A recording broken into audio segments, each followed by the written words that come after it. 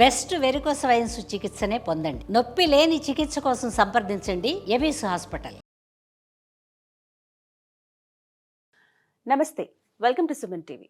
Podcast ఈ మధ్య బాగా వింటున్నాం. రకరకాల అంశాలపైన పాడ్కాస్ట్లు నిర్వహిస్తూ ఉంటారు. ఇందులో భాగంగా స్పిరిచువల్ పాడ్కాస్ట్ని రన్ చేస్తున్న వేదిక్ ఎన్విరాన్మెంటలిస్ట్ కృష్ణ చైతన్య ప్రస్తుతం మనతో పాటు ఉన్నారు. వారితో మాట్లాడదాం.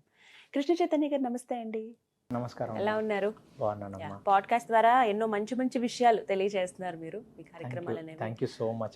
సక్సెస్ఫుల్ గా అది రన్ అవ్వాలని మనస్ఫూర్తిగా కోరుకుంటున్నాను. అంటే ఇంకా మంచి మంచి విషయాలు తెలియాలి, ఇప్పటి జనరేషన్ కి తెలియాల్సిన అవసరం ఉంది. మీ వంతు బాధ్యతగా మీరు చేస్తున్న కార్యక్రమాలు చాలా బాగున్నాయి. Thank you so much. ఇవాళ నా సందేహం, పెద్ద పెద్ద చదువులు చదువుకుంటారండి వాళ్ళ ఇంట్లో, ఇంకా వాళ్ళ ఫ్యామిలీలో వాళ్ళదే పెద్ద చదువు అన్నట్టుగా ఉన్న వాళ్ళు కూడా ఉన్నారు. ఫ్యామిలీ పరంగా అంటే ఇంజనీరు, డాక్టరు, లేకపోతే అడ్వకేటు, ఇలా రకరకాలుగా బిజినెస్ మ్యాన్ ఇలా ఉంటారు. ఇలా ఉన్నవాళ్ళు కాస్త సడన్గా సన్యాసం తీసుకుంటారు, ఇంకా దేవుడి సన్నిధిలోనే గడుపుతారు. కొంతమంది ఇంకా ఆశ్రమాల్లో ఉండిపోతారు. తల్లిదండ్రులను వదిలేసి వచ్చిన వాళ్ళు ఉంటారు, తల్లిదండ్రులను ఒప్పించి ఇలా నేను సన్యాసం తీసుకుంటానని చెప్పి వచ్చేసిన వాళ్ళు ఉంటారు. అంటే ఎందుకు ఈ విధంగా చేస్తూ ఉంటారు? కారణాలు ఏమై ఉంటాయి? మంచి ప్రశ్న అమ్మా ఇది. కాకపోతే ఈ ట్రెండ్ మనం ఇప్పుడు ఈ మధ్య కాలంలో చాలా ఎక్కువ చూస్తున్నాం కదా. నిజం. కరెక్ట్. అంటే మీరు చాలా సంవత్సరాల కిందట ఆకలి రాజ్యం అని ఒక సినిమా చూసుంటారు. ఢిల్లీలో కమల్ హాసన్ గారు ఒక నలుగురు రూమ్మేట్స్ అందరూ కలిసి నిరుద్యోగ సమస్య భారతదేశాన్ని విపరీతంగా బాధిస్తున్న రోజులు. అలాంటి వాళ్ళు కొన్ని తీసుకుంటే ఒక లాజిక్ అనిపించేది మనకి.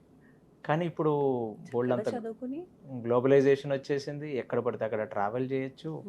నాకు తెలిసి ప్రైవేట్ రంగంలో మాత్రం అంత పెద్ద సమస్యలు, అంటే మీకు వర్త్ ఉండి మంచి డిగ్రీస్ ఉంటే మీరు ఈజీగా రావచ్చు. అయినా సరే వస్తున్నారుగా వీళ్ళంతా.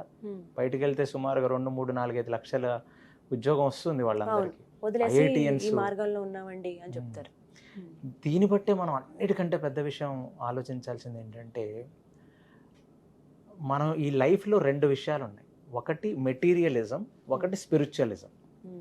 మెటీరియలిజం అంటే ఏంటి? ఒక మెటీరియల్ నాకు సుఖాన్ని ఇస్తుందని అనుకోవటం మెటీరియలిజం. అంటే ఏదన్నా ఒక వస్తువు ఏదైనా కావచ్చు. అది ఒక కార్. ఇవాళ నేను ఒక హోండా సిటీలో ఉన్నాను, రేపొద్దున బెంజ్, తర్వాత ఆడి, తర్వాత బెంట్లీ, దాని తర్వాత స్పోర్ట్స్ వర్షన్స్ ఎన్నున్నా ఒకదాని తర్వాత ఒకటి అప్గ్రేడ్ చేస్తూనే వెళ్ళాలి మనం. ఇవాళ మనం ఒక 2 BHKలో ఉన్నాం, తర్వాత 3 BHK, తర్వాత ఇంకా పెద్ద గేటెడ్ కమ్యూనిటీ, తర్వాత విల్లా, తర్వాత బంగ్లో. అంతే కదా. అంటే దీనికి ఎక్కడ కూడా ఒక దగ్గరకు వచ్చి సరే ఇక చాలు అని మనం అనుకోం. మేబీ భోజనానికి అనుకోవచ్చాము. అంటే మీకు మంచి ఒక పంచభక్ష పరాణాలు ఎన్ని పెట్టినా మీ కడుపు నిండి దాని తర్వాత ఇంకా చాలండి, ఇంకా నేను తినలేను, మళ్ళీ నెక్స్ట్ కోటాకి మళ్ళీ రెడీ అయిపోతాం ఒక 6 గంటల్లో 8 గంటల్లో. సో ఏ మెటీరియల్ వస్తువు అయినా ఒక మనిషికి ఒక లెవెల్ని దాటి సుఖం ఇవ్వలేదు. ఇదే మన ఋషులు మునులు, ఇది మీరు ఇవాళ ఒక వింతగా చూస్తున్నారు.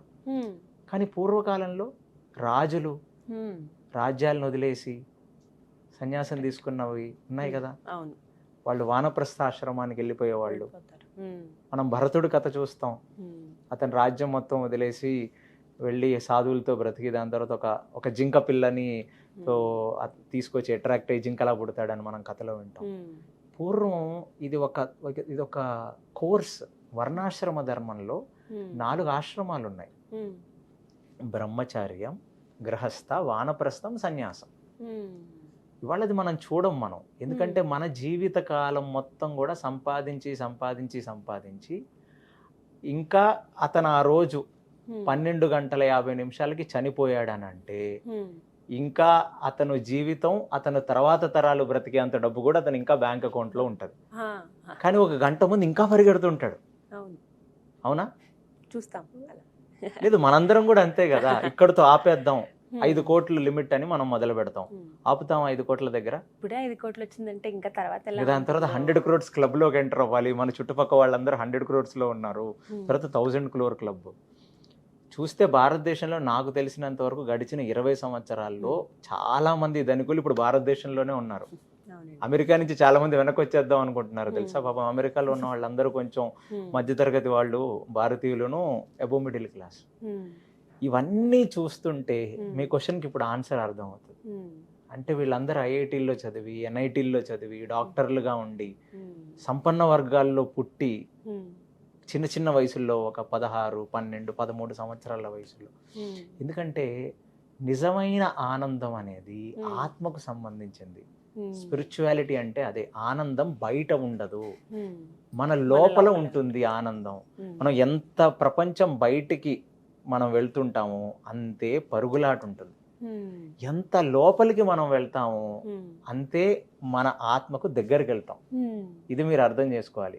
ఒక ప్రపంచమే ఉంది మన లోపల, కానీ దాన్ని మనం ఎక్స్ప్లోర్ చేయం. ప్రపంచం మొత్తం తిరిగి వద్దాం అని అనుకుంటాం బయట ఉన్న వాటి కోసం.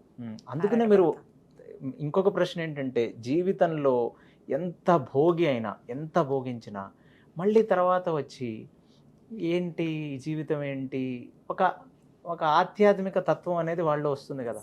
రీసెంట్లీ కాంతారా చూశారు మీరు, అతని దగ్గర అన్నీ ఉంటాయి, ఆనందం కోసం వెతుకుతుంటాడు. ఏదో ఒక విగ్రహం చూడగానే ఆనందం వచ్చి అతను మొత్తం యావదాస్తి ఇస్తాడు. మరి అన్నీ ఉన్నాయి, మరి ఆనందం ఎందుకు రాలేదు? అక్కడే ఆన్సర్ ఉంది. ఆనందం అనేది ఆత్మానందం అన్నిటికంటే అబ్సల్యూట్. మిగతా ఏ ఆనందాలైనా క్షణికం. అంటే దానికి ఒక స్టార్ట్, ఒక ఎండ్ ఉంటాయి. ఇవన్నీ ఇప్పుడు ఎంతో కొంత చదువుకుని ఒక ఏజ్ వచ్చిన తర్వాత, అంటే టీన్స్ దాటి 23 ఏళ్ళు 24 ఏళ్ళకు అలా వచ్చిన వాళ్ళు చూసాం. కొంతమంది అండి ఈ మధ్య నేను చూశాను, ఇవి కూడా వీడియోస్ సోషల్ మీడియాలో వైరల్ అయినవి. ఒక అమ్మాయి, కోటీశ్వరుడి కూతురు, ఆమె 12 ఏళ్ళ వయసు ఉంటుంది ఆ అమ్మాయి, తను సన్యాసం తీసుకు. అంటే అది వాళ్ళకి ఏంటంటే వంశపారంపర్యంగా వాళ్ళ ఇళ్లల్లో కానీ వాళ్ళు వాళ్ళు పుట్టిన వాతావరణంలో వాళ్ళకి ఆ సంస్కారాలు చాలా గట్టిగా ఇచ్చుంటారు వాళ్ళు చిన్నప్పటి నుంచి. ప్రహ్లాదుడు మన భాగవతంలో చెప్తాడు, భక్తి, మన చిన్నప్పుడు భక్త ప్రహ్లాద సినిమా చూస్తాం. ఆ సినిమాలో భక్త ప్రహ్లాదుడు వచ్చి ఇందుగలడందు లేడని సందేహం వలదు అంటే మనం అది గొప్పగా వింటాం. అలాగే మీ ఇంట్లో ఒక పిల్లవాడు అలా మాట్లాడుతున్నాడు అనుకోండి, చైల్డ్ సైకాలజిస్ట్ దగ్గర తీసుకెళ్తారు మీరు. అవునా కాదా చెప్పండి? సో అంటే వాళ్ళు అంటే ఒక ఆత్మ ఎన్నో యోనుల నుంచి ఎన్నో జన్మలెత్తి అక్కడి వరకు వస్తుందమ్మా. సో ఇలాగ 10-12 సంవత్సరాల టైంలో వాళ్ళకి అంత వైరాగ్యం వచ్చింది అంటే వాళ్ళు ఖచ్చితంగా పూర్వజన్మల్లో ఒక ఋషులో, ఒక మునులో అలాంటి ఒక ఆత్మ వాళ్ళ సాధనను పూర్తి చేయటానికి మాత్రమే ఈ దేహం తీసుకున్నారు వాళ్ళు.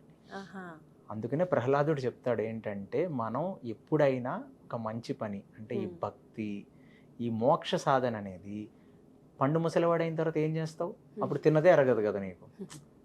అంటే ఇంద్రియాలన్నీ గట్టిగా ఉన్నప్పుడు, బలం బాగా ఉన్నప్పుడు నువ్వేం చేసావు? భోగం చేసావు. అదన్నీ చితికలు పడ్డ తర్వాత నువ్వు భగవంతుడి దగ్గరికి వెళ్దాం అని అనుకుంటావు. అప్పుడు వెళ్తే ఎలా చేరుకుంటావు? అప్పుడు నీ దగ్గర ఓపిక ఉండదు కదా. కాబట్టి ఎంగేజ్లోనే మొదలు పెట్టాలి అనేది మన హిందూ సంస్కృతిలో, భాగవతంలో ప్రహ్లాదుడు చెప్తాడు. ధ్రువుడు, ప్రహ్లాదుడు వీళ్ళందరూ చిన్న చిన్న వాళ్లే కదమ్మా వాళ్ళందరూ. సో ఇది మళ్ళీ ఇప్పుడు ఎందుకు వస్తుందంటే, ఈ సో కాల్డ్ మెటీరియలిజం, గ్లోబలిజం, ఇందులో వెళ్ళి చాలా మంది వెక్స్ అయిపోయారు.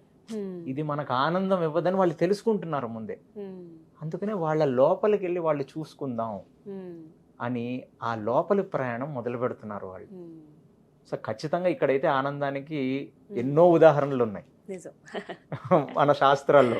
కానీ ఒక రాజు విపరీతమైన ఆనందంగా చనిపోయాడనో, ఒక పెద్ద రాజు, చక్రవర్తులు ఆనందంగా ఉన్నారనేది మనం చూడలేదు. వాళ్ళు కూడా అవన్నీ వదిలేసి మళ్ళీ అరణ్యాలకు వెళ్ళారు.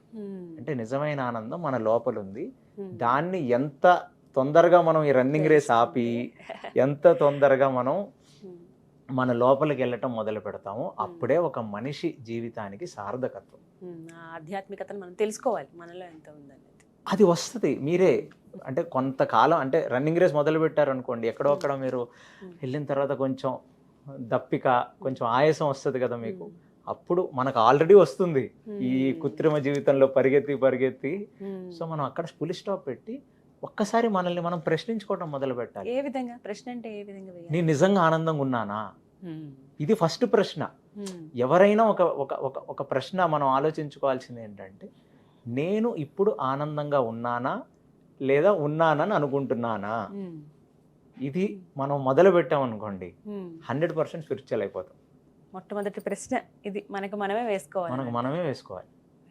చాలా చక్కగా ఎక్స్ప్లెయిన్ చేశారు. నిజమే, తెలుసుకోవాలి ప్రతి ఒక్కరు కూడా. స్పిరిచువల్ హెల్త్ ఎలా ఉంది అని అడుగుతాం, అదే స్పిరిచువల్ హెల్త్ ఎలా ఉందని కూడా మనం అసలు అది ఎవరు అడగంగా ఈ మధ్య నేను ఇక్కడ నాగార్జున గారు చెప్తుంది ఒకటి విన్నాను. ఆ, అందరూ ఎలా ఉన్నావు, ఏం చేసావు అని అడుగుతారు కానీ ఉమ్. ఎక్సర్సైజ్ చేసావు అని ఎవరు అడగరంట. ఆయన చెప్పారు, నాకు చాలా చమత్కారంగా అనిపించింది. అది కరెక్ట్. అది ఆ. అంటే ఎక్సర్సైజ్ చేస్తేనే కదా మీ హెల్త్ ఉంటుంది. అవును. అలాగా అసలు మనం ఫస్ట్ తెలుసుకోవాల్సింది కూడా అసలు మన జీవితంలో ఎంత పరుగులాట్లో ఉన్నాం అనేది మనం ఎవరినైనా అడిగినప్పుడు మీ స్పిరిచువల్ హెల్త్ ఎలా ఉంది, మీ మెంటల్ హెల్త్ ఎలా, Definitely గా నేను ఇది దాంతోనే అడుగుతాను మెంటల్ హెల్త్ జనరల్గా. అనేది ఆధారపడి ఉంటుంది. నిజం అది. బట్ చాలా మంచి టాపిక్ ఇది, చాలా చక్కగా ఎక్స్ప్లెయిన్ చేశారండి. Thank you so much. Thank you అమ్మా.